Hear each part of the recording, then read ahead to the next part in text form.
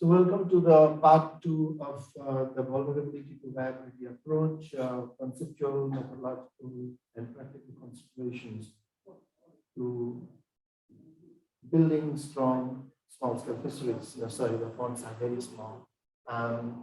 So welcome back. So we'll continue the presentations and discussions. So we have 7 presentations to go here. We have 5 people that are in person who are going to make the presentations right here. And then we have 2 joining us online. So again, the rules are same. We are going to have 10 minutes for the presentations and any quick questions from you while we are transitioning from one presentation to the other. And then we'll try to keep a few minutes at the end to have more questions and discussions. So I will invite our first presenter. Before that, I would ask Inji to help us projecting the presentation. So the first presenter is Vanessa Warren from the V2B team in Malawi. Vanessa, please.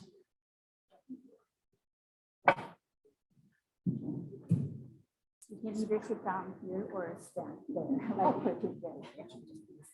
Good. Yeah, that you are there. Okay.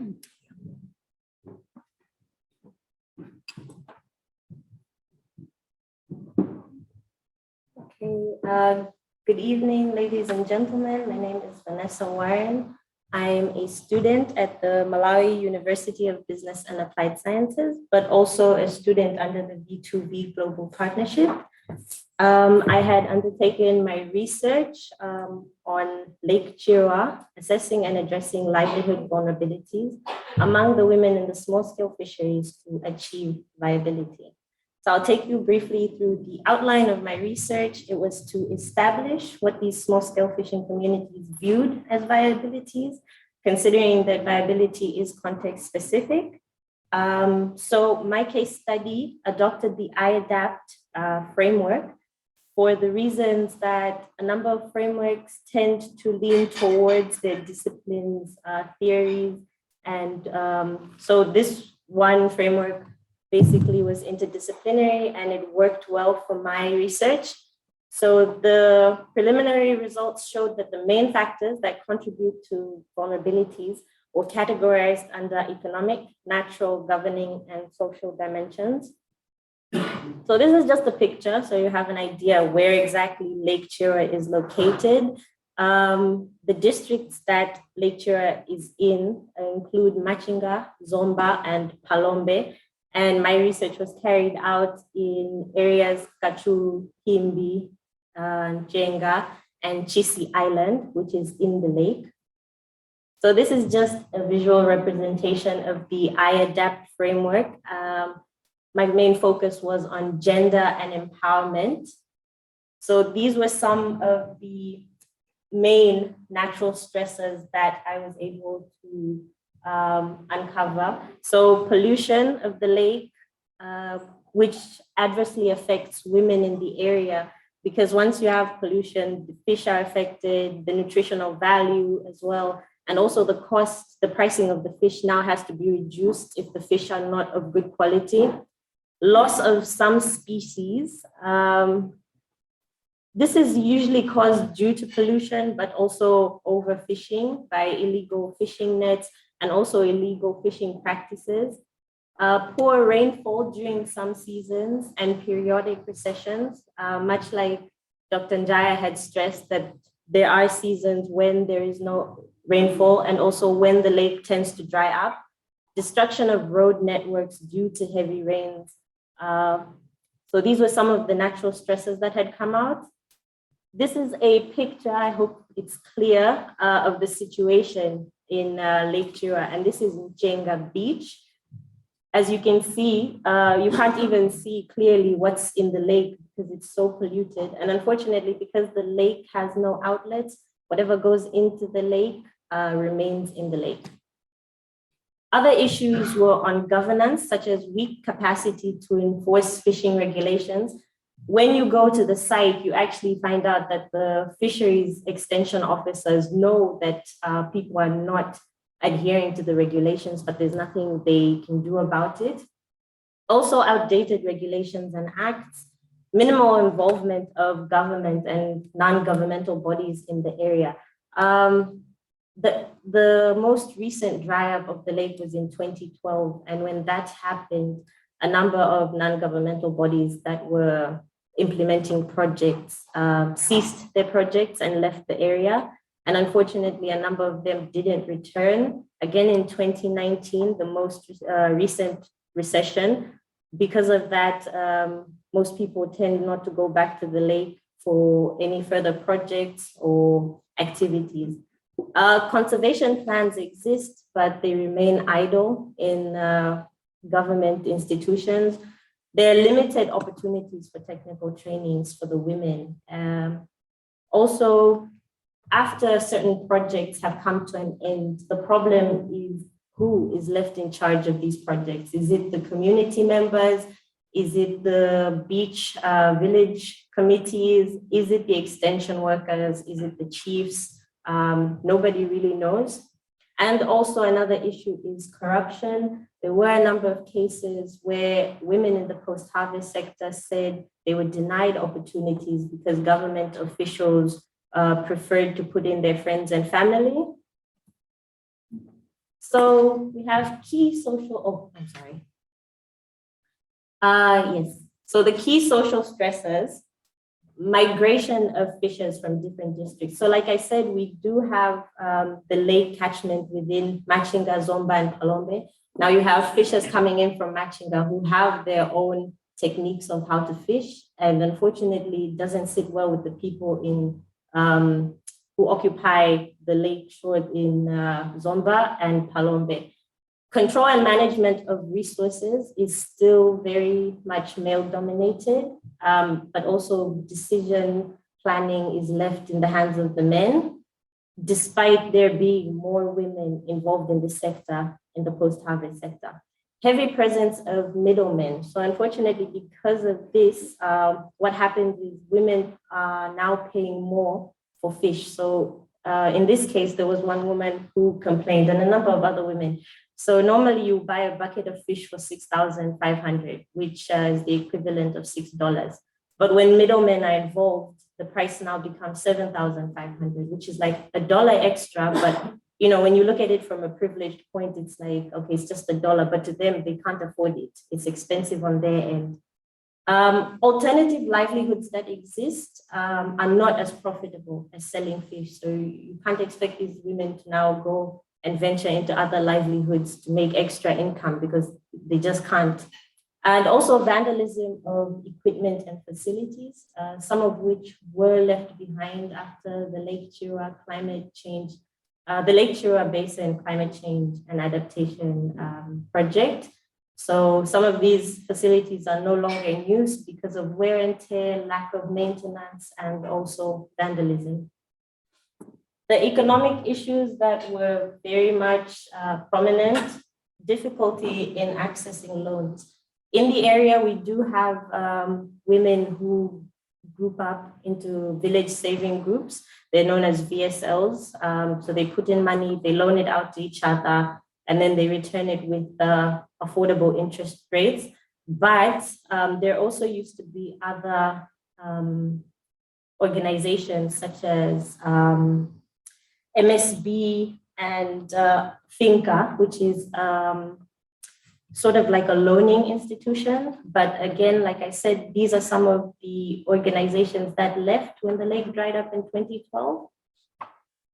Okay, so others, devaluation of the local currency. The effects of COVID-19 are actually still being felt. Until today, a number of the women cannot go into Mozambique to sell the processed fish because after COVID hit, they were not allowed to move through the borders. Also poor infrastructure, which was one of the issues that I talked about under social stressors. Left unattended, nobody takes care of them. So these were the existing and possible solutions that we discussed as a group with the women, but also with the fishers, the extension workers, the chiefs, the group village heads. So existing, they engage in alternative livelihoods during closed seasons and lake recessions. So some will do rice fishing, some will do animal rearing. Others will migrate to other areas in search of piecework, locally known as ganyu. Others do tend to go through the village banks that I talked about in case they need some extra money. So most of these banks, village banks, are dominated by women. The possible solutions that were discussed were adhering to fishing regulations, protecting the lake from further pollution and degradation, connecting and reconnecting women in the post-harvest sector to outside markets, considering small-scale aquaculture development, which is something some women in Machinga have actually started, revisit old policies and regulations to modify them. As they are, they're okay, but in terms of addressing livelihood vulnerabilities, they don't really stress how that can be done. Taking early warning system results into account when developing immediate responses, but also training of BVCs. And this is something that was actually discussed by them in December 2021. The BVCs did come together to reevaluate the existing bylaws. And this was just one of the conclusions that I came to. It's imperative that government and non-governmental bodies find holistic approaches to address these issues, because it's very much interdisciplinary, the way gender disparities affect how the fisheries operate, but also how the fisheries seep into household daily activities and how they affect women, children, and the men themselves. So yes, thank you so much for your attention. Thank you very much, Vanessa. As we transition to the next presenter, which is Tracy Dennis from here, from the University of UK. Any question, quick question as we transition? Further question? Okay. Please keep it just to the question. Okay. Yeah, I don't want to miss, something I noticed in her presentation. It's very important because it's very important while talking about vulnerability to do someone's best to refer to the maximum of drivers behind vulnerability, because it's a very important one. Secondly, while talking about transition from to viability also, it's important also to keep in mind the variety of drivers, because based on what she said now, concerning, for example, the social drivers, for example, social issues, for example, including the power, issues related to power. If, for example, we try to solve the other issue and just leave aside, for example, the power, still, these women will remain, in a vulnerability. So it's important for both sides to take into account. Thank you very much. Thank you, Adam. Really great point about how our understanding of drivers would lead to responses. We have to see. Yeah. Thank you very much, Vanessa. Okay. There was another. No, we will wait for the question period.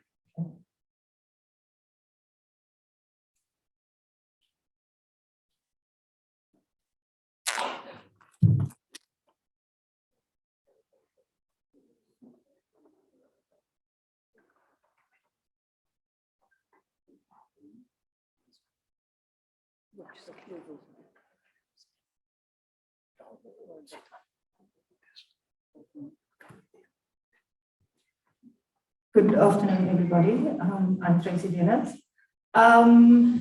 This section of the work is just a reflection of the work that we're currently busy with for V2B. And this was prepared by Muniba and myself. And we are looking at the transitioning from vulnerability to viability. Is it a myth for small-scale fisherwomen? So just an overview of what I'm going to discuss. We are saying that the transition is not straightforward for women, and women in small-scale fisheries contribute significantly to the food security, but they're constantly being met with several challenges that exacerbate their vulnerabilities. And in our research, the lens that we're using is a particularly ecological lens that asks the following questions: like who owns what, who does what, and who gets one and what is done with the surpluses. So, and we look at commodification. We look at the exploitative nature of commodification through technology, the cold chain, and the export market. This is just a map of South Africa, and these are the districts, and the district that we are particularly looking at is right at the bottom, the dark green dot right at the bottom.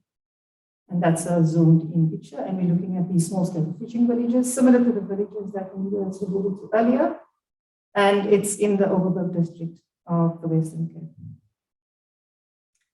Our methodology that we use is iterative action research, using key informal interviews, in-depth interviews, focus groups, community workshops with women, and we explore these avenues with an in-depth study.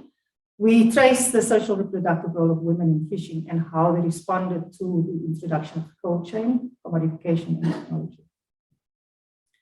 So let's start with the first one, which is social reproduction. Just a little bit of background.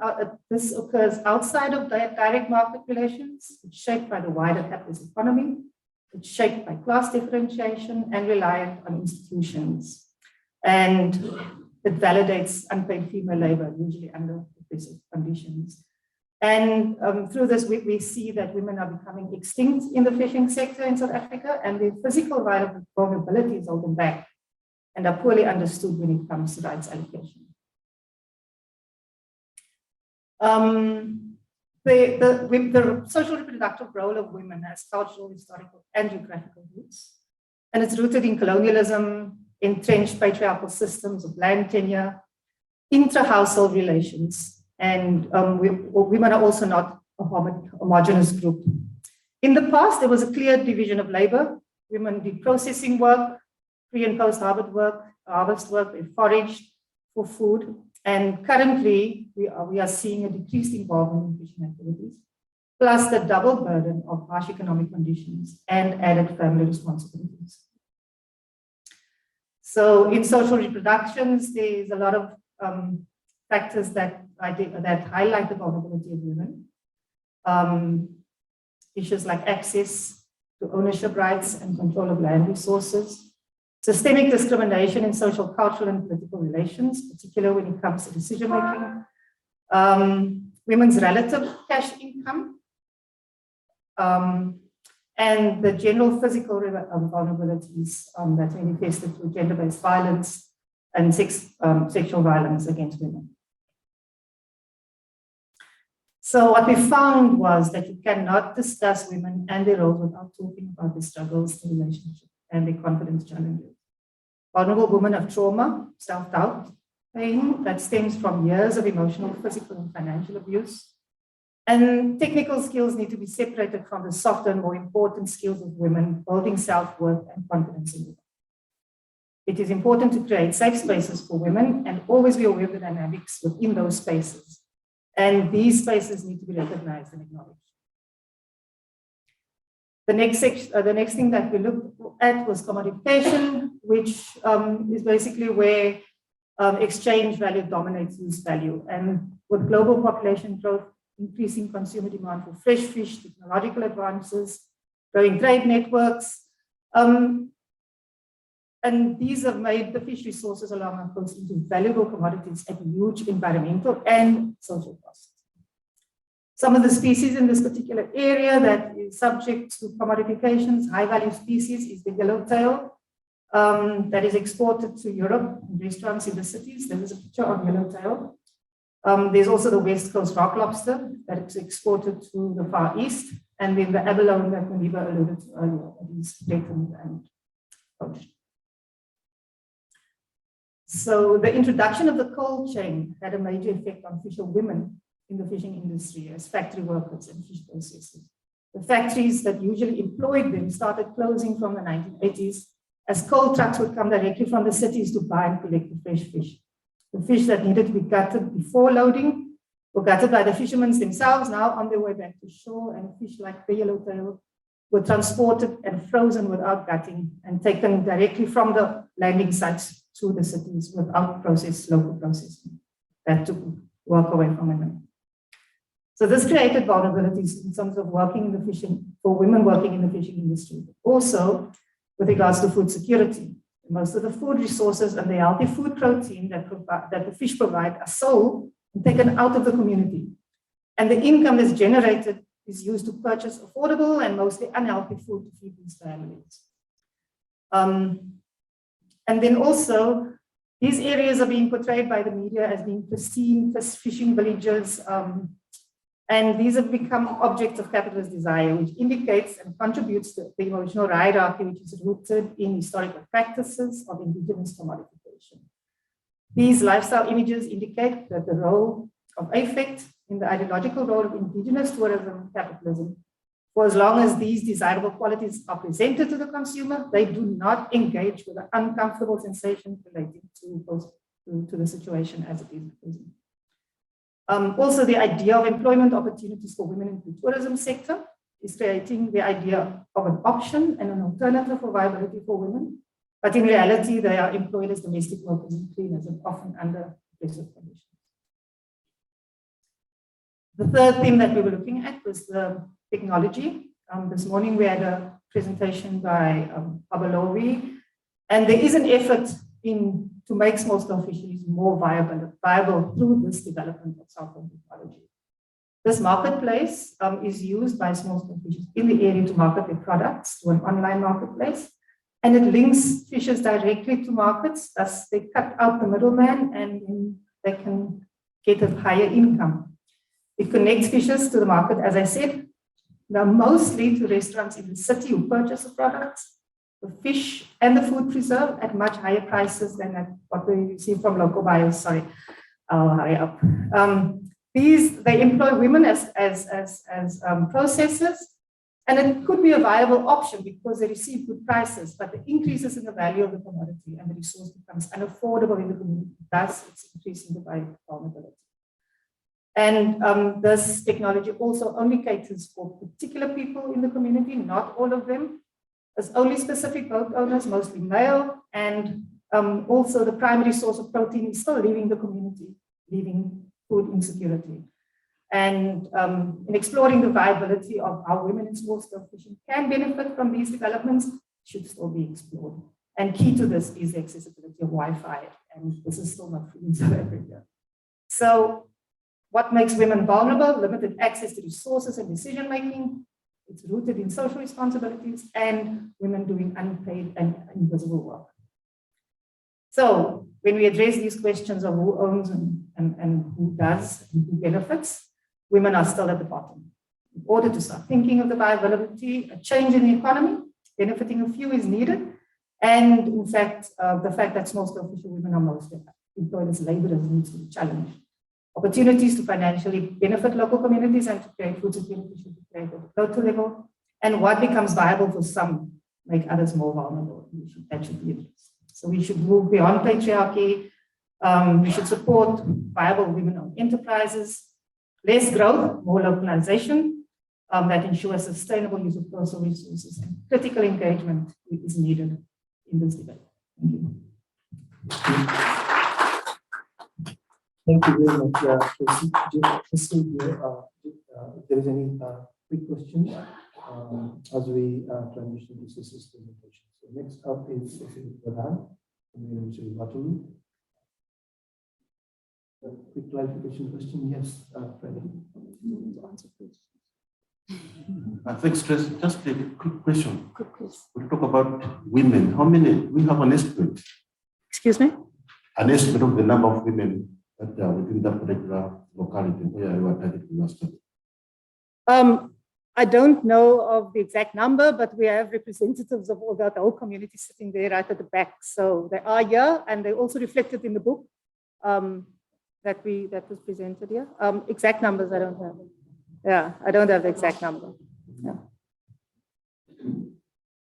Okay, so thank you very much, Tracy. Maybe we'll have more questions at the end if we end up having some time. This is.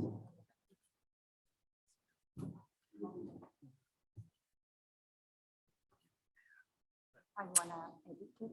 Yeah. No, it's okay.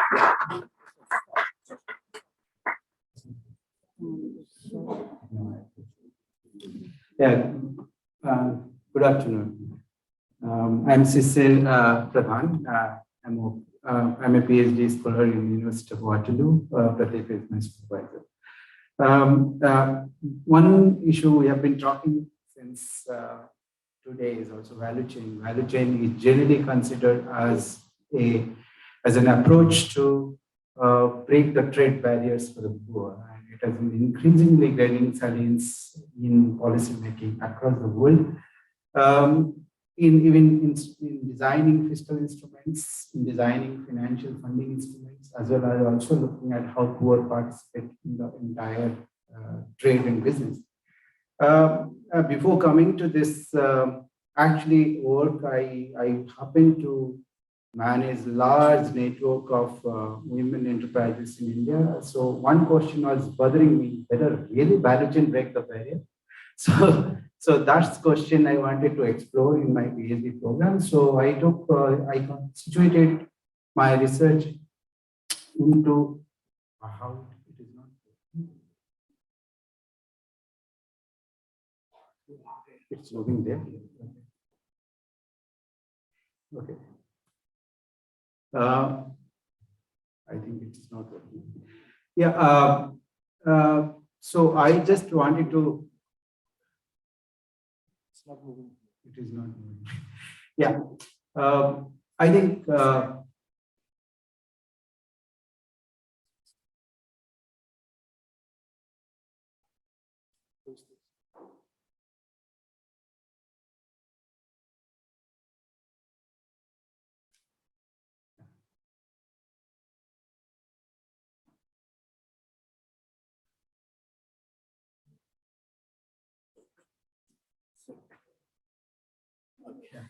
Yeah. Yeah. If we really, I wanted to contextualize my whole research into dried fish, which is little known within the fishery sector also. So I problematize the whole thing into like value chain, largely focused into economic multiplier effects into different nodes. It is organized. Value is considered as a financial gain, and the financial gain has to happen at different nodes to make it viable. The second major problem area where I wanted to just look into is like this, whether this financial perspective of fisheries value chain factor in both the capital and non-capital relationship that is existing in the fisheries sector. So the fisher doesn't associate with fishery only because of money, because it's their way of living, it is their way of survival and well-being, and those kind of questions are critical for fishers to be in value chain sector.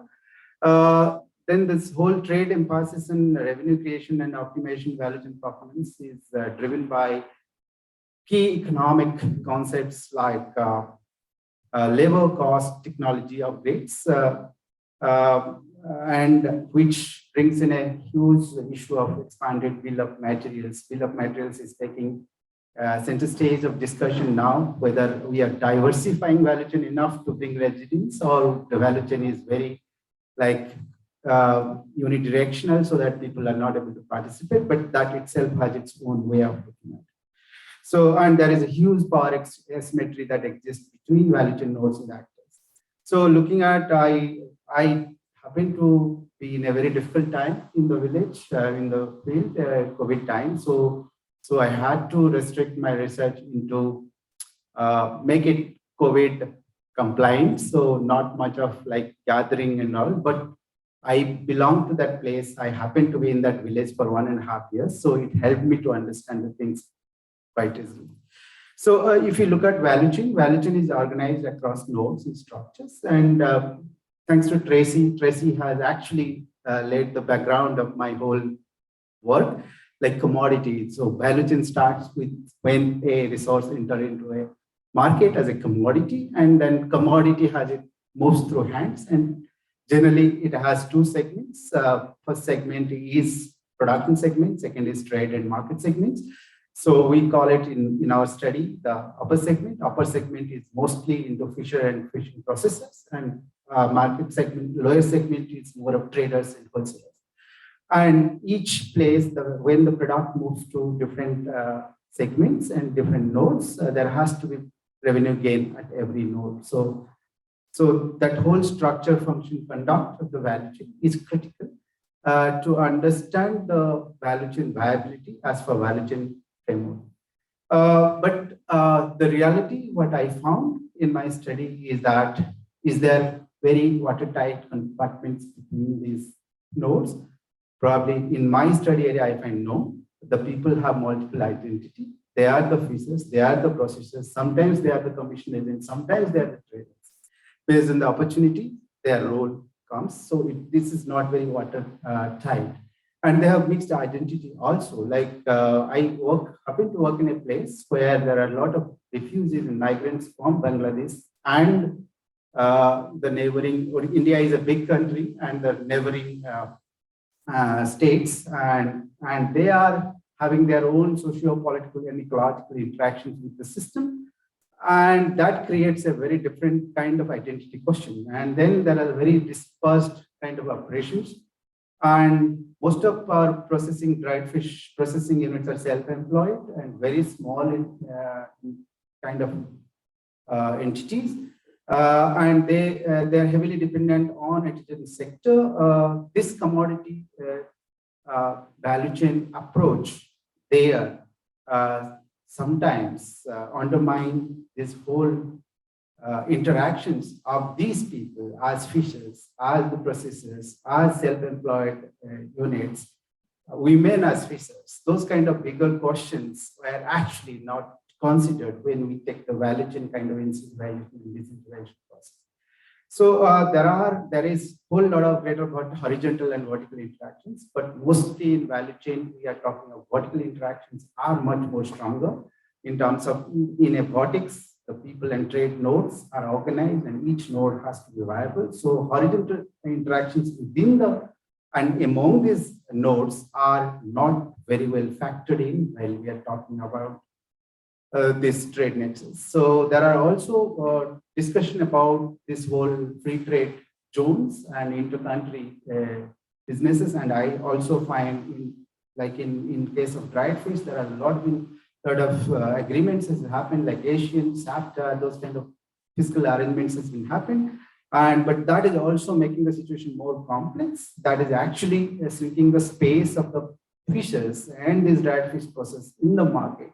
Because when there are offloading of low value fishes from across the country at a lower price, and the people who are traditionally enjoying the market space are divided off. So those kind of strong structural barriers are emerging out of this whole value chain and value chain facilitation process, rather than actually making value chain as a process to remove structural barriers. So then the real question is, whose value counts? So is it value really about creating money across the nodes, or do we need to look at value as multidimensional concept? And my PhD work is mostly on this question, whether value is a multidimensional concept. And if value is a multidimensional concept, then how do we look at value chain structure, conduct, and functions? In that, the other side of the story is, yes, value. How do people value, and which outlook we should place? One is whether we are looking at value from the market side, or we are looking at a value from the people side. So I situated my research from looking at value, how people, processors, fishers look at value in the value chain. That's my question is. So they look at a lot of issues than financial issues only. They look at intergenerational skill, customary rules, caste, class dynamics. They look at social interactions. They look at community positions, everything. So there, I think one major, when I worked in a community said, you cannot look at a commodity and fish as a natural resource commodity without considering fisheries as a node in the value chain. Unfortunately, in value chain, fisheries biophysical system is not a node, it's an inbound logistics. When there is fisheries is not a node, the people working in that node are not very critical decision makers. And in value chain, critical decision makers who finance the value chain. So that's the real problem happening, relating to the people's need and objectivity into the value chain discussion and thereby changing the financial norms. So I'll just 1 minute. So looking at the value chain, value in the value chain, we are looking at whole lot of areas, and we have seen how, and we have also evaluated this in the context of empirical context. People looking at materials, subjective, relational, ecological well-being as value rather than this entire financial value. When we look at this well-being as a value, our whole idea of looking at value chain shifts. It shifts towards social protection. It shifts towards rights of the people. It shifts towards looking at the value chain viability analysis from fisher's perspective rather than the market perspective. So that's the critical element. We should, I think that's one area where I wanted to make a point case is that resource, when resource is a critical node, the community who interacts with the resource are the fishers and dried fish processors. They must be very important in the value chain decision making rather than the finance and the traders who are actually ruling the value chain at the moment. Can we just sit that? If that can be done through regulatory framework, that will really help happen to break the trade barriers. And that would actually build a case of viability where we are not looking at finance, we are looking at well-being as a critical element. Thank you. Thank you very much, Cecile. Quick question for Cecile. Any clarifications? As we set up our next presenter, which is Mohammed Ruel Mia, who is joining us online virtually from Canada, the University of Waterloo. Ruel, are you? Yes. Yes, I'm ready. Can I share my slides? Yeah. Can you switch on your camera so that we can see you? And you can share your screen because you are virtual. Okay. Yes. Questions? Oh, I'm sorry. Do you see my screen, Angie? Thank you very much Yes. for a very good presentation. You need to My wait a little question bit. is, Wait for a minute.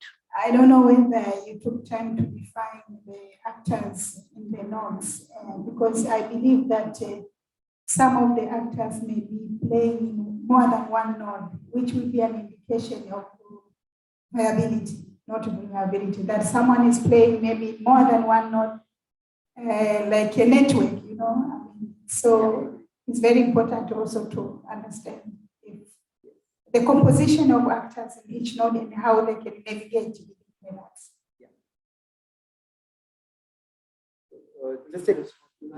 Just a quick response. In fact, I would post you the entire paper we have published on that. So I think one is, I said already, it's a mixed identity.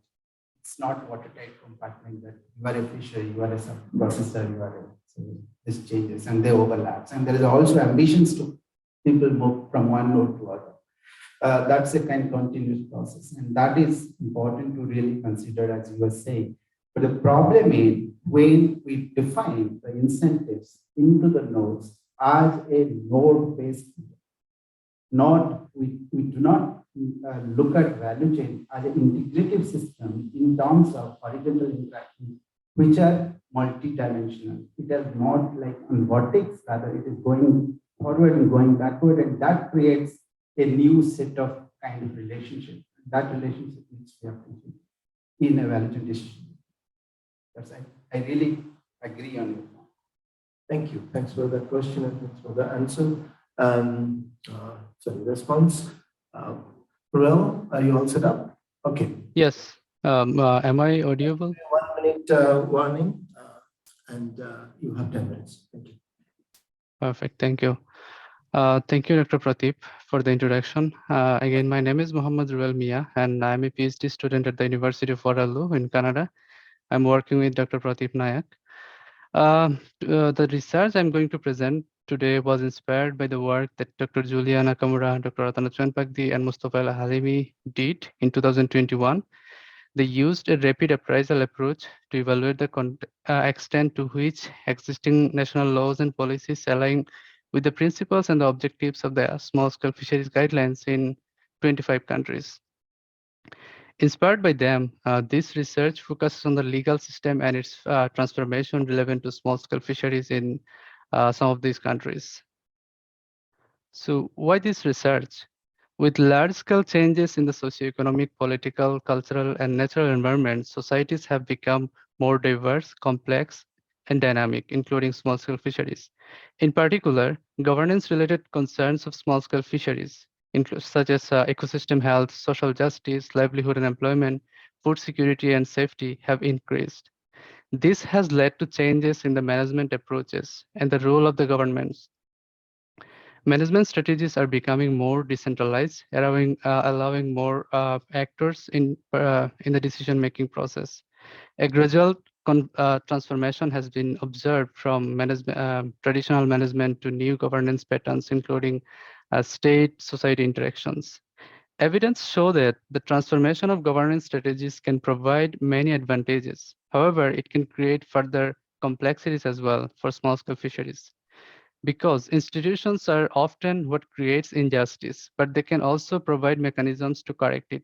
Rules may be unjust, like if they disqualify small-scale fishers from participating in decision-making, which is what they often do. It is crucial to trace down the transformation of governance and see whether it helped or created consequences for small-scale fisheries. Thus, the purpose of this study is to identify some of the drivers, types of governance transformation, and to what effects this transformation in small-scale fisheries governance has happened. We conducted a systematic literature review for this study. We looked at the governance transformation of 17 countries, including Costa Rica, the Gambia, Ghana, Indonesia, the Philippines, Vietnam, France, Egypt, Malaysia, Nigeria, Brazil, Cambodia, Kenya, Mozambique, Morocco, Thailand, and Jamaica. So it's covering almost all parts of the continents. The countries are selected based on their performance in governance transformation under different criteria that we have set. Drawing from the interactive governance theory, our analysis was made under different modes and orders of governance in the pre and post reforms of governance. We found the governance transformation has taken place mainly in three types. So the majority of the countries have transformed from hierarchy to the co-governance, including co-management, community-based management, or community-supported management. For example, in Gambia, Ghana, Indonesia, among others. We also found a few countries are still practicing hierarchy, but they have made a significant transformation in their governing structure, functioning, and mechanisms. For example, in Morocco, Thailand, and Brazil. A few countries have also transformed into both co-governance and self-governance, empowering small-scale fishers more. For example, in the Philippines and Nigeria. Among the many drivers that motivated governors to make changes and transform their structure, we have found some of them are obvious, while a few are driven by recent initiatives and activities. First of all, we found that the majority of the countries strive for economic growth by increasing their production. In this process, they realize that existing governance structure is incapable of doing so in different capacities. Consequently, issues such as illegal, unreported, unregulated fishing, overexploitation, the conflicts among the stakeholders have increased. For example, some of the countries are Vietnam, Egypt, and the Gambia. Also, poverty is one of the crucial aspects that the countries wanted to get rid of. They realized that small-scale fisheries are important in providing food and nutritional security for locals, as well as fulfilling the national animal protein demand. They realize it is crucial to protect the rights, justice, and access of small-scale fish to improve their livelihood conditions so that they can get motivated to contribute more through small-scale fisheries. In doing so, they have made significant changes in their policy to ensure that the benefits are shared accordingly.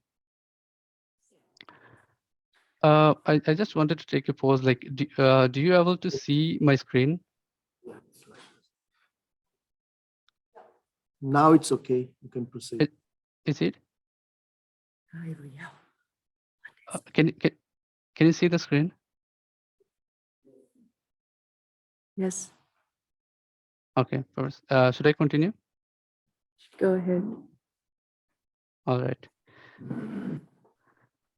So, and also besides, the globalization of fish and fisheries products has opened up opportunities for countries to earn foreign revenue. The opportunities can also motivated people to migrate from different areas for fishing and develop fishing techniques and approaches so that they could harvest more. However, this needed to be under control and at an optimum level, considering the stock and the livelihoods of people. Thus, they also have made changes to their rules and regulation, integrating more expertise. In this process, the recent initiatives by the United Nations, including Millennium Development Goals, Sustainable Development Goals, SSF guidelines, also motivated them to make changes in their governing structure. So why actually this transformation? The transformation of governance has brought positive impacts for small-scale fisheries. The participation of small-scale fisheries in decision-making has increased in the majority of the countries. The governments have provided support and encouraged small-scale fisheries to organize themselves locally and provide input in decision-making. Following the principles of small-scale fisheries guidelines, to some extent, countries such as Thailand, Costa Rica, and Jamaica have made efforts to improve the well-being, gender equality, working condition, and infrastructure of small-scale fisheries. The non-living value or the non-economic value, norms, culture, and potential of small-scale fisheries are also counted while making changes in their fisheries governance. The transformation also helped them to minimize the conflicts among the stakeholders and to go toward more sustainable and responsible fisheries. For instance, Vietnam. While the transformation as of now are encouraging, there are still areas that need to pay attention because vulnerabilities are still there. So in order to make them viable, there are some things that they need to care. And also there are complexities that come through these governance transformations. For example, the rights and access for small-scale fishers are complicated by both legal barriers and power imbalances. For instance, Jamaica, the migration of people needs more attention and to be solved so that the vulnerabilities such as conflicts for fishing space and reduced income can be overcome. Illegal fishing continues in many countries due to poor implementation of the rules and regulations. The regulations are there, but the government needs to assess whether fishing communities are aware of them or not. They also need to find out the reasons if there is any non-compliance. Some cases suggest many confusions and barriers restricting small-scale fishers from benefiting from fishing. For instance, in France, sharing of benefits needs to be ensured by the government, as some cases suggest that government benefits are mostly in the document, which hardly reaches to the communities. Governing bodies need a lot of work to do improve their fair credit support. Small-scale fishers in developing countries are still trapped in the middleman for credit support. And I'd like to thank TBTI and OAC Foundation for funding this research. I'm working with Dr. Ratana on this project. I'm grateful to her for her active guidance and contribution to this research. And this is all about my presentation. Thank you all. I'd be happy to take any question or comments. Thank you. Thank you very much, Ruel. And any quick clarification questions for Ruel as we transition to the next presenter, who is Dio Namwila. Dio, are you here? Yes, Dio. please. Please stop your screen. Stop sharing your screen.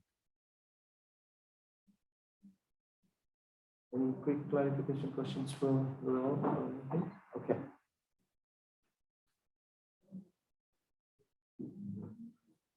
So will you stay with us because we will have a few minutes for any questions and discussion. Okay, you please.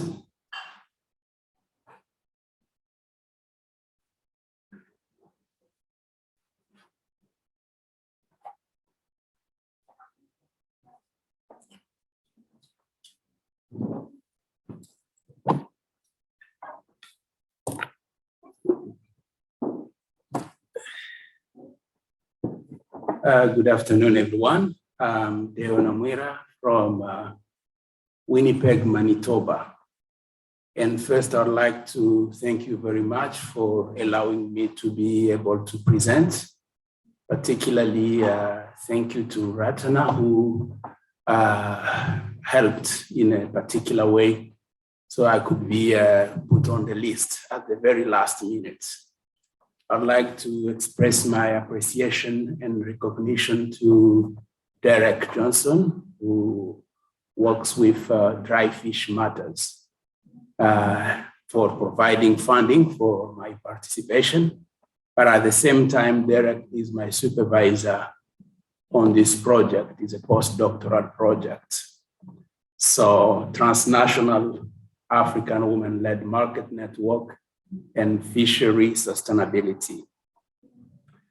I think to start, I can say just a little bit about what I'm gonna be talking about, background and context, and research focus, research objectives, research question, methodology, and study areas, expected contribution.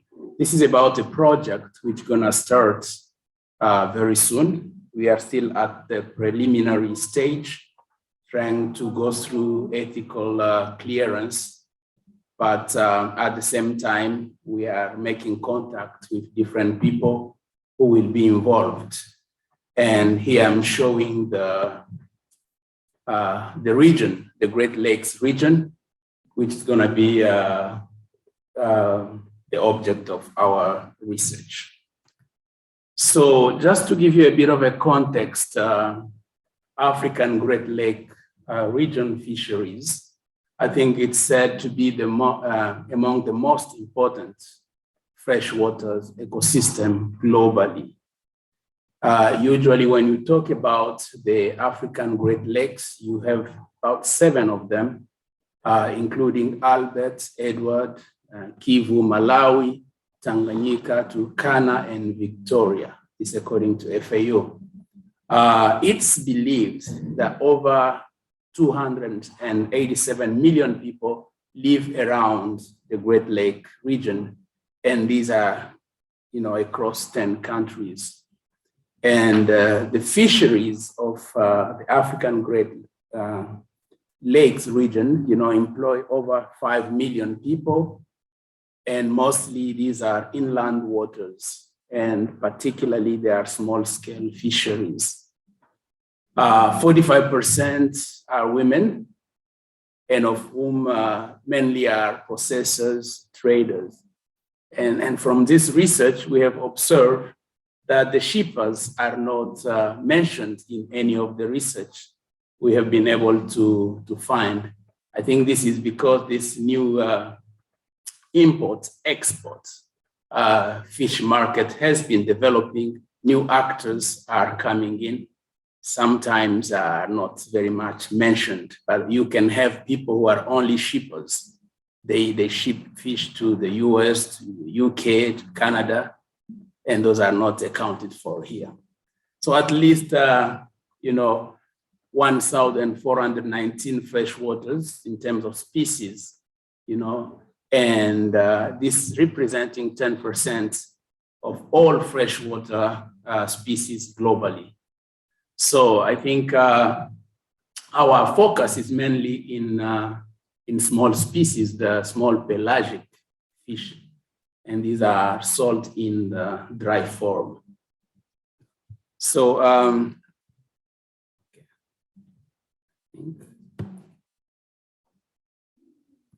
okay. So about dry fish, it seems to be the main form, of the fish which are sold globally or internationally or between the states. And they are usually dried through the sun. And sometimes they use salt to process them. And about 12% of fish consumed globally are dried. So dry fish is very, very important sector of small-scale fishery, which supports over 90% of the 120 million people, within fisheries. So dry fish is a very core component in fishery value chain throughout Africa and Asia. And most African Great Lake fish landing are processed by dry fishing. So these small pelagic fishes called the daga, they are very popular. They make up about 75% of catches nearly all the African lakes.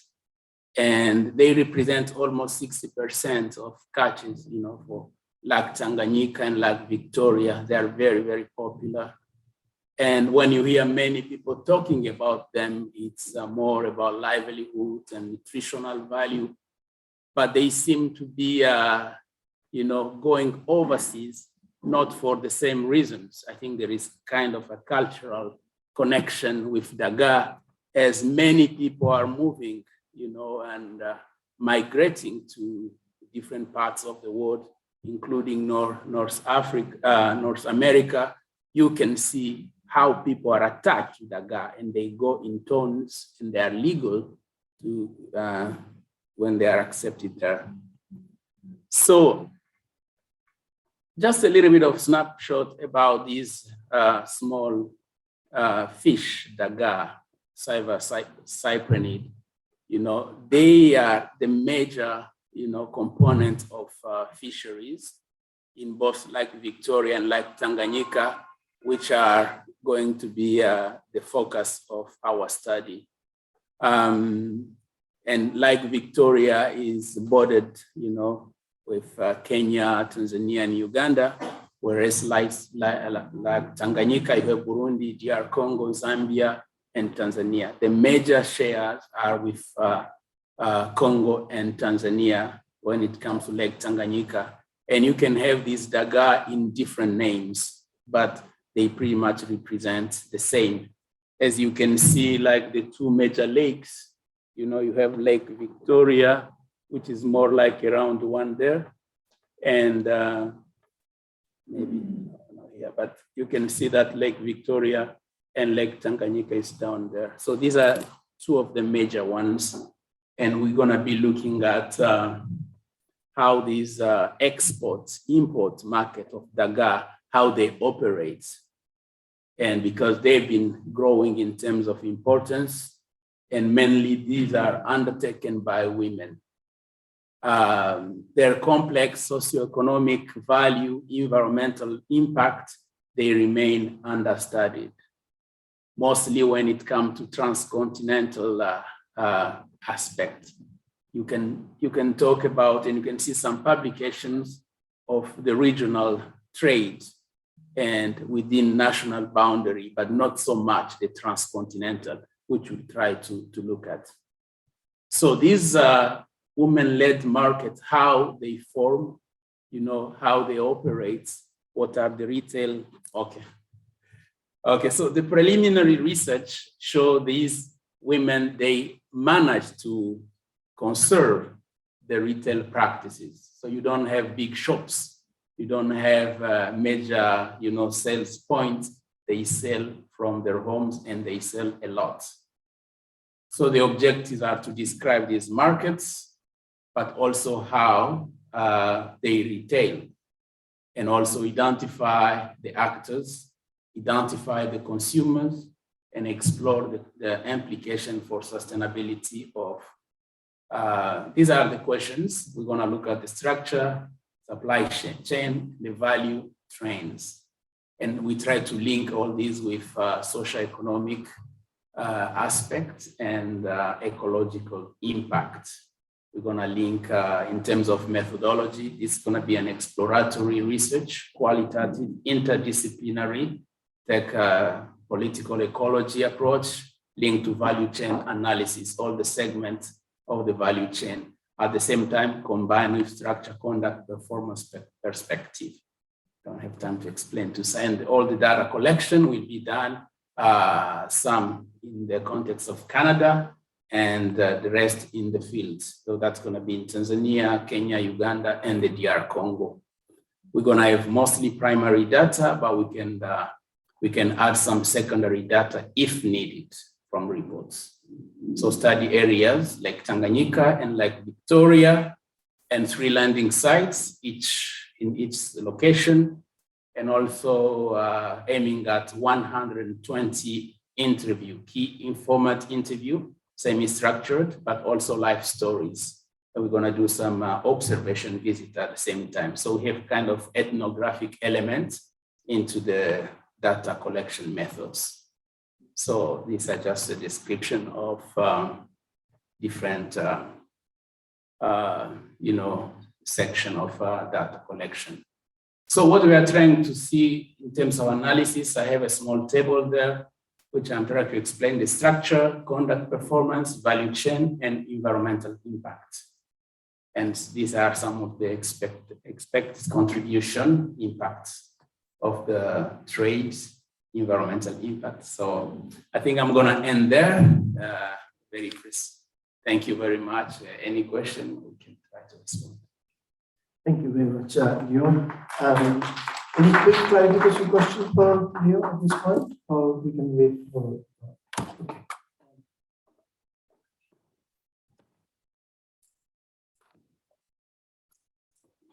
Thank you very much, Leo. I think your study will really provide the actual information, especially when it comes to participation of women in the Dagar fishery, both in the Victoria and the Tanganyika. In the morning, Professor Hara was talking about 70% of pelagic fishery is being done by women. Actually, if you look to the situation right now, it's very different because women are mainly participating in retail, but when it comes to wholesale trade, they are not there. So you really need to prove here. They are not in the production, and when it comes to market, they are mainly in retail. But also because the market is also segmented into fish meal and also human consumption. Again, in fish meal, they are not there. So you really need to prove, especially when it comes to Lake Victoria. I know in the Tanganyika fish meal is a little bit low. Can we keep that response to the end? Absolutely. I'll come back. I'll give you the first opportunity to respond to that. Yeah. We need to get through the rest of the presentations. Our next presenter is Faluke Ariola from Nigeria. Faluke, are you there? I'm here. Okay, so are you going to present, or you want us to play your recording? I would have loved to present, but the host is not, has not decided. Can you help her? Yeah, so you can share your screen If and start presenting. Inji is helping us. I think she Yeah, can do it now. you can do it. You have the host. no, it is yet to be done.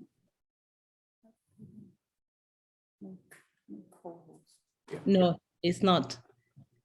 Yeah. Okay, now Try it again. try.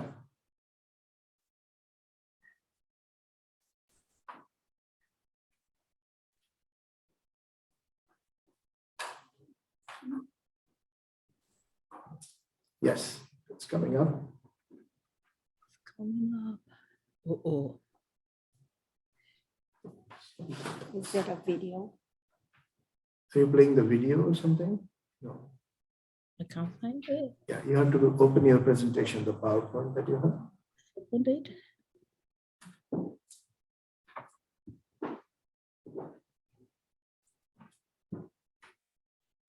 Wow.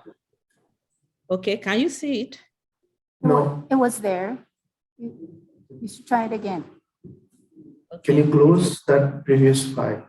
Sometimes, because the file is open, you're trying to share, it doesn't. Can you close that previous file and then try opening it again? Okay.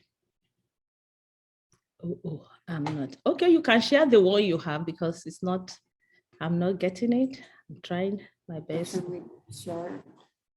Or you want us to play the video that you sent through? Yes, because Okay, please. Okay, please stay there for any questions. Is it video? Oh, Oh, it is video. it's a video, okay. Yeah. Wait.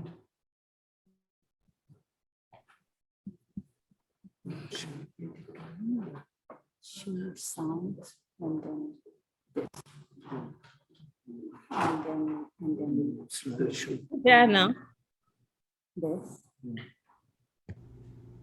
Hello, everyone. Good morning, good afternoon. I'm presenting a paper on the vulnerability of small-scale fisherwomen to flooding in Oworoshoki and Shomolu fishing communities in Lagos State, Nigeria. My name is Ariola Foluke of the Department of Fisheries, Lagos State University, Nigeria, and the other co-author is Oyedeji Bamitale of Fisheries Department, Ministry of Agriculture, Lagos State, Nigeria. A table of contents. Introduction. Nigeria has experienced heavy rains and devastating floods that have caused loss of life, population displacement, and extensive destruction of houses, farms, and infrastructure. Over 3 million people have been affected in 34 states in the worst flood in the country as seen in over a decade, and at least 603 people have died and over 2,400 have been injured since July 2022. Flood disaster has increased recently due to climate change, and areas prone to flooding in Nigeria are most affected, and these are the coastal communities where the small-scale fisherwomen operate. According to news report, the flooding in Nigeria this year was the worst in recent times since 2012. Flooding is the most common natural hazard and third most damaging globally after storms and earthquakes. According to the National Emergency Management Agency, over 1.4 people have been displaced due to floods in 2022. The fisheries subsector is a significant source of fish food and livelihood for many people living in the coastal communities, and it supplies animal protein necessary for growth and income for many households in these rural communities. And of the world's fishers, more than 95% engage in small-scale and artisanal activities and catch nearly the same number of fish for human consumption as the highly capitalized industrial sector. Women have been reported to play a vital role in fisheries-related activities around the world, especially in coastal environments where these activities are classified majorly in 3 ways: fishing, processing, and marketing.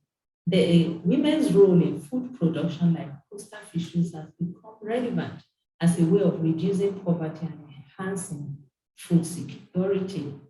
The inadequacy of weather reporting systems in most areas of operation where these women are have left fish farmers and fisherwomen unprepared and extremely vulnerable to climate change. A wide array of adaptation options is available, but more extensive adaptation than is currently occurring is required to reduce vulnerability to future climate change. Adaptive capacity is intimately connected to social and economic development, but it is not evenly distributed across and within societies, unfortunately.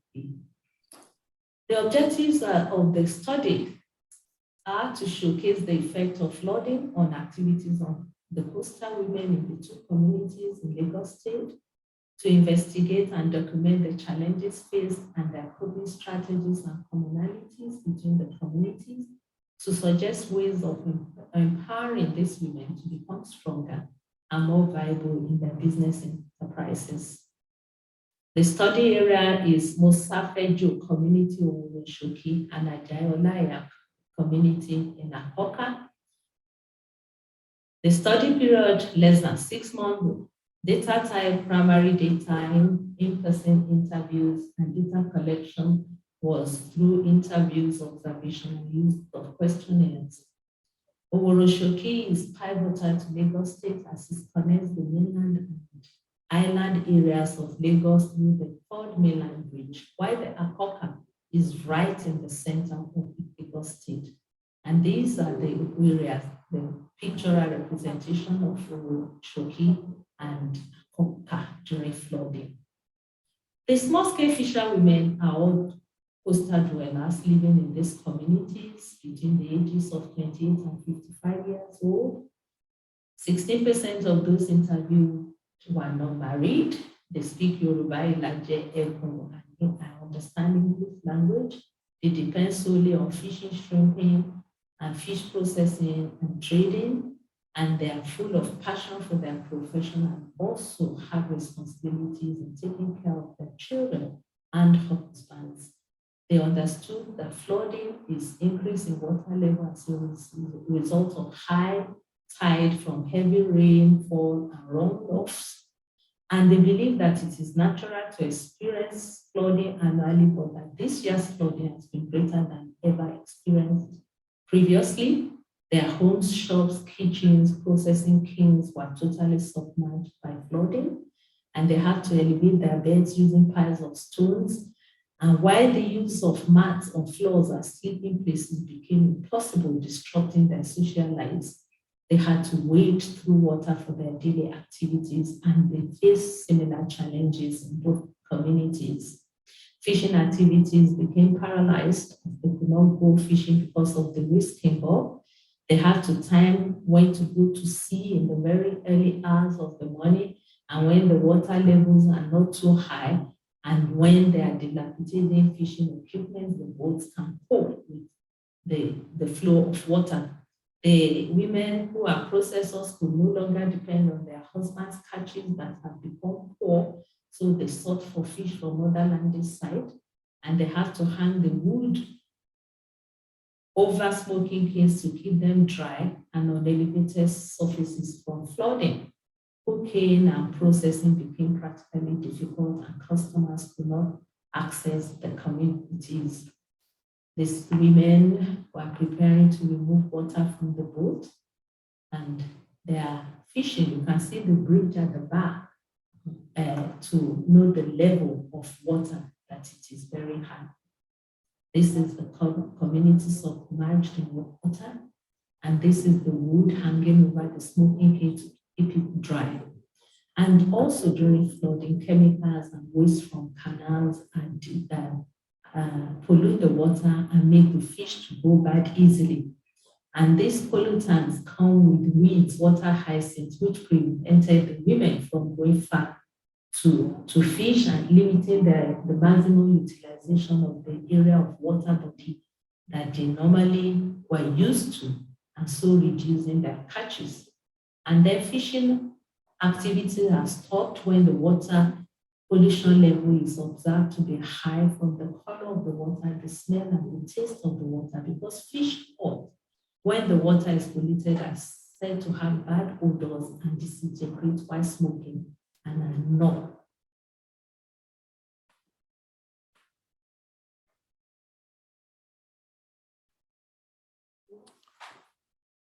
I'm not sure what happened. Well, okay. I see that your presentation is almost 30 minutes long, 26 minutes or so. We don't have that much time, unfortunately, but would you take the last 2 or 3 minutes to just give us a summary of the conclusions that you would like to draw? But no worries, the organizers have confirmed that they would, post the full video when everything is posted online. So take 2 minutes to just end the story there, for the audience that is present here. Okay.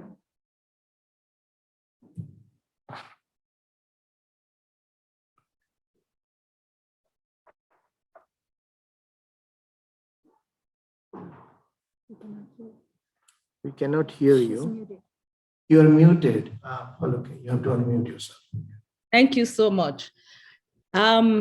In summary, the women are requesting for support because they had to form themselves into groups to be able to help each other, and they take loans from individuals and credit facilities that charge more interest rates than the normal interest rates from the banks. And the thing is, the men in small-scale fisheries are registered by the Lagos State Ministry of Commerce, but only 3 groups of the women have been registered so far. They're in groups, they help each other, they support each other. Their social lives were disrupted because the water went into their homes. They have to use stones to prop up their beds, and the use of mats on the floor became impossible. So the suggestions and the recommendations is to have extension work essential services to these women to educate them on adaptation strategies, help them to know what to do when there's flooding, and then give them facilities, improve the landing facilities in terms of storage facilities, give them better boats, and then ensure that their environments are better with better landing sites. And the women also would like to be able to get credit from government, just like the men who through the cooperative societies get inputs and credit facilities. So those are the, thank you. Thank you. Thank you very much, Faluke. I'm sorry for the interruptions there, but we got the message. So just stay with us for the last few minutes of questions and all. Now we're going to invite Inji Lee from Tokai University to give us the final presentation in this. Over to you, Inji.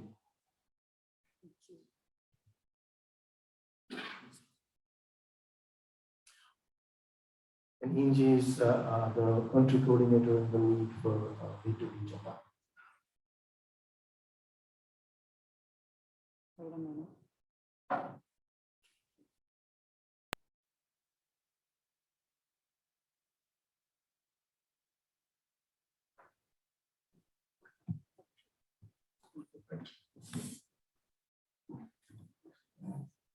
Hello, everyone.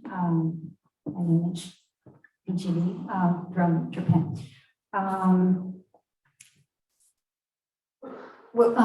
Actually, we're still in the middle of organizing kind of our thoughts, still in the process of analyzing this case study. So it's a case study about the women divers in Japan. So rather than presenting the results of the analysis, I'd like to provide the story and yeah, if you can give any feedbacks about this, I would be happy to interact with them. Okay. So this is a case study of a community called the Inatori in the prefecture that I'm based in, and we've been having research about this communities. It's the fish species. It's called the kinme, splendid Alfonsino. You can see that the red fish, and we also had a chapter about this kinme fishery. It's about the blue justice, the justice, and why the reason why we started this tengusa, another species of this community, it's because when we visited this community and community people, the fisheries were asking about us too. They were asking like, please do something about the tengusa is a kind of seaweed in this community. About this fish, it's kind of well known already. This community, when it comes to this community, it's just it's already well known about this fish, and then the fishers have asked us if we can do something about this tengusa, because it's in danger of they're in danger of losing this fishery. So we started this research. But after we started this, we found that there was so little literature, and since there are no any active fisheries about this tengusa fishery, the seaweed fishery, so actually we're having a kind of a little hard time on having this study. So we're still in the process. Okay, this community is a little bit about this background information.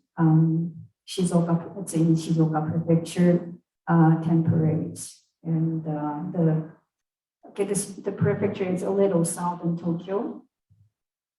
Yeah, you can see from this map, where the open ocean, and the main species of the community is just, as I mentioned, splendid Alphonsina, kingfish.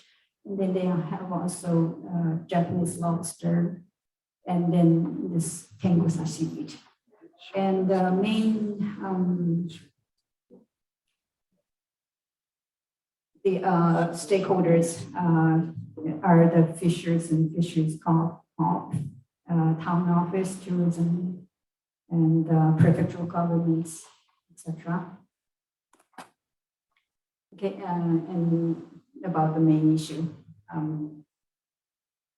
This Tengusa fishery is kind of has a long history in this community. It's a collective, well, it's their tradition and it's also their history, which has been passing down from generation to generation since a long time ago. And at its peak, around Meiji era, there were more than 300 ama, well, we call it ama, the women diverse in Japanese, ama diverse a day. However, now there are zero diverse women diverse in the community currently. The last ama died in 2016, and then also because zero successors. The history of the fishery is in danger of being lost. About the Tengusa fishery and women's role, the Tengusa, the fishery was a major income source for the community around 1890s. And at the time, the 100% of the ama were women. And it was also the main income for the fishing households. And next few slides are the old pictures of this fishery. The women, these photos showing women it's landing the seaweed. And these, and they are drying the Tengusa.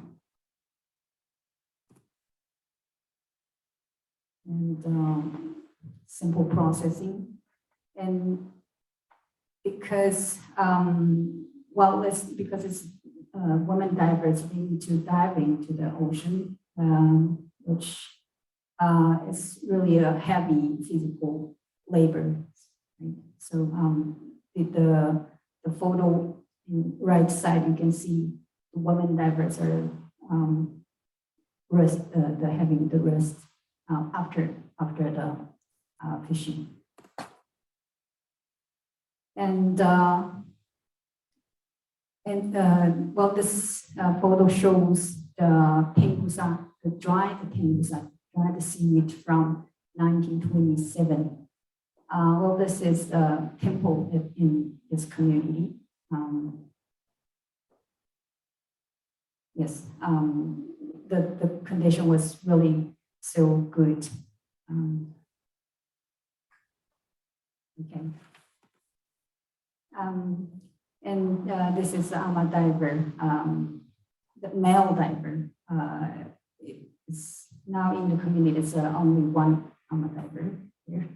And why have all the women divers gone? Actually, they have a lot of various background for this.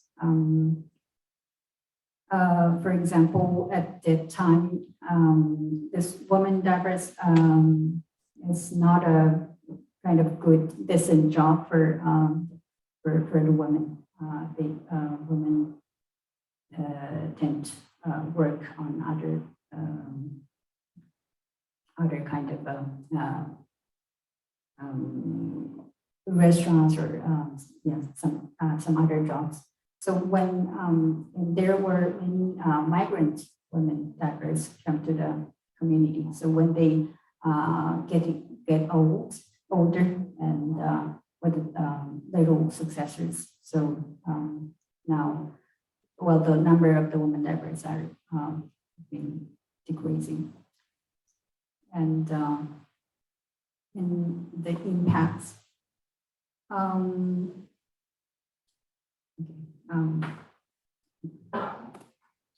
Since I have only a little minutes, let me just show the slides.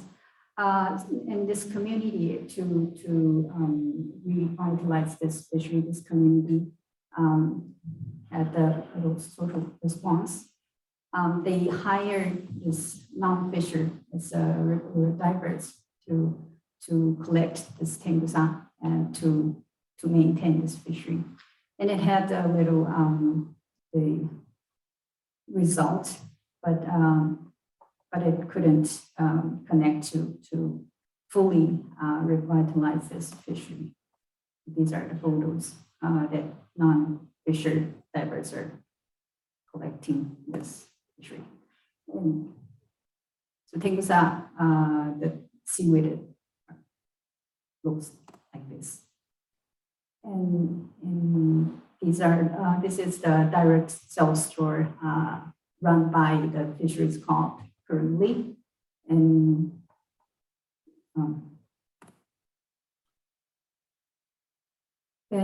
well, there are quite of the factors that prevent the full revitalization of this tengusa fishery.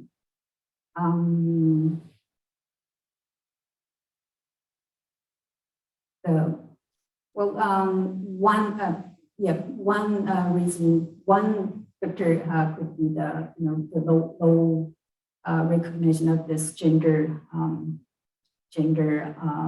in the fishery, and so currently we're thinking that if we to revitalize this fishery, we need to connect this case study to analyze this study from a gender lens. Okay, so this is the end of my presentation. I would like to discuss more with. Thank you. Thank you very much. You deserve a few minutes more because you have helping others to present. That's why. So we don't have actually questions, but what we'll do is we'll go back to the question that we had for you. If you can take 30-40 seconds to just respond to that question. And if you have other questions, we'll just take the questions quickly. Okay.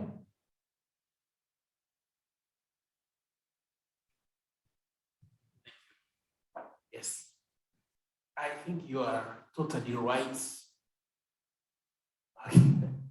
Yes, you are totally right. And we would like to be able to determine that kind of statistics after the study. We observe that the traders, the ones who are involved in the networks, are totally or even entirely women. When we ask people, where do you buy fish, for example, who do you sell to, how do you get them? Majority, if not everyone, these are women. And then they bring up a new category of shippers who are not traders, are not processors, but we'll find out more. And maybe we could connect with the results. Thank you. I'm going to go to that side and then come back to Swahili. The question. Oh, yeah, yes. Actually, this question goes to Dale. Yes. I do understand that your work will be concentrated On the Down with the Tanganyika, presentation. you are going to concentrate your work in DRC and Tanzania. Yeah, and Kenya. Really? 4 countries. I wonder why Zambia is not there. You remember Tanganyika is Zambia has a very big take in there. But anyway, this may be a project, and sometimes you may have the project. Then eventually, that's the case. My suggestion is just a comment here, but you may decide to check the project which is being run by FAO, which is called the Fish for HCT. They're also in Tanzania, and then you may actually look at the work, and they're working actually with the settings which are gratis. Thank you very much. I'm going to go to Sven. Quick question. Yeah, it was a question. I listened to the presentation. I come from a country where we are simply not enough people to eat the fish we are producing. So we are exporting 95% of fish, and yet we are one of the highest fish consuming population in the world. But we come to Africa, parts of Africa, the situation is totally reversed. There is a huge hunger problem, a domestic market that is not sufficiently supplied. So in this situation, and given the issue of hunger that is dealt with in SDG number 2, why do you even export all this fish? Why do you send fish to Canada, who do not necessarily need it from a hunger perspective? You need it yourself. I can see that the advantages for small-scale fisheries, because it's a way of making money and for the government to provide some hard currency. But doesn't that situation increase the hunger problem rather than solve it? And small-scale fisheries is part of the problem rather than the solution to that problem. If you respond, maybe I'll take all the questions and then I'll be with you. Why don't I just take the questions and then we'll see how much time is left for responding.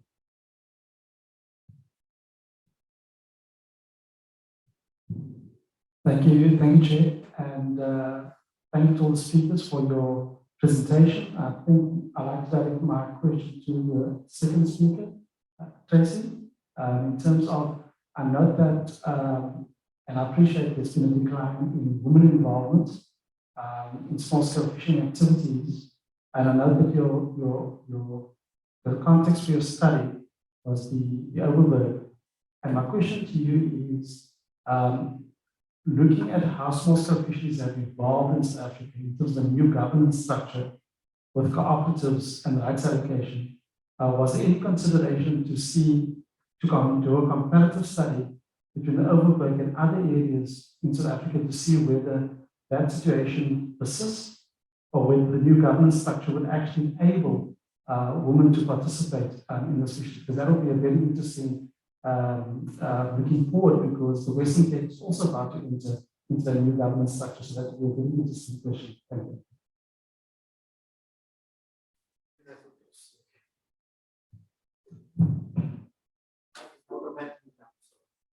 Suggest that we need lots of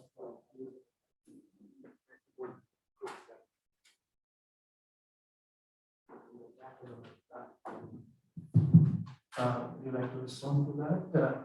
Cecil or Dio? Do a quick response and then Tracy will take. Thank you very much for the question. I think in terms of choice, we were looking at 2 things. One, the major places where the trade is intensive, but also the capacity of the principal investigator to communicate without needing a translator. So in these 4 countries, I can speak French, so I can get some English, so that could be some way to respond. According to Sven's question, I think there is a cultural link to this. It's not about wanting daga for for test or for nutritional value, but I think people are so much attracted to it. So there is a conservation question which comes in, and would like to see by discovering an alternative Canadian source of fish that can release pressure on these lakes. Thank you. Thank you. May I request Tracy, if you can connect and respond to that question just during the break. Thank you very much, everyone, all the presenters. Wonderful presentations. Yes, a big round of applause for everyone. And thanks for the really nice questions. And please try to connect with the speakers, during the breaks and other, available times during the conference. We will have to bring it to an end, but before that, I'll give it to my co-organizer, Dr. Alira Gandhi. Okay.